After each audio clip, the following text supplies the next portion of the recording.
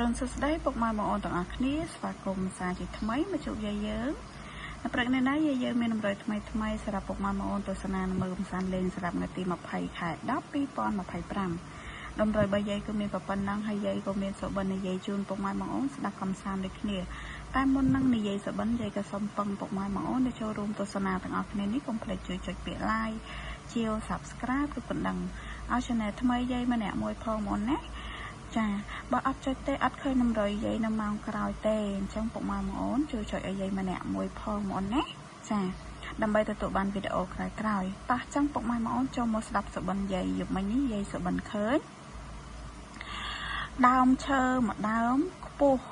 ហើយផ្លែរូបរាងដូចក្រូចខ្លុងអញ្ចឹងចាផ្លែវាហើយ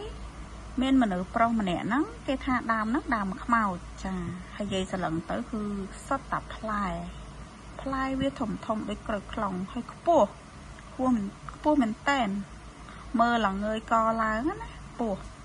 ហើយគេថាដើមហ្នឹងអត់ឲ្យទុកទេឲ្យសត្វពាំទៅចាឲ្យសត្វពាំទៅហើយដើមហ្នឹងយាយរួមសុទ្ធតែផ្លែត្មងតែមិនមែនផ្លែក្រូចខ្លុងណារបៀបដូចស្តៀងក្រូចខ្លុងចាហ្នឹងហើយអញ្ចឹងមកវគ្គទៀតយាយសុបិនឃើញយាយហ្នឹងជិះកូនឡានកូនឡាននៅកន្លែងក្មេងលេងហ៎ឃើញជិះមួយកូនក្មេងចាវាសាប់រៀងច្រើនវគ្គហ្នឹងណាយប់មិញហ្នឹងចាអញ្ចឹងយាយក៏កាត់យក07 09 64 61 41 709 007 841អូ0និង60ចឹងពុកម៉ែបងប្អូនជួយកាត់លេខអីក៏យកតាមហ្នឹងទៅណាចាហើយកជូនប៉ហេងសំណាងល្អទាំងអស់គ្នាចឹងវីដេអូយាយក៏មានតែប៉ុណ្្នឹងទេជួបគ្នានៅវីដេអូក្រោយបាយ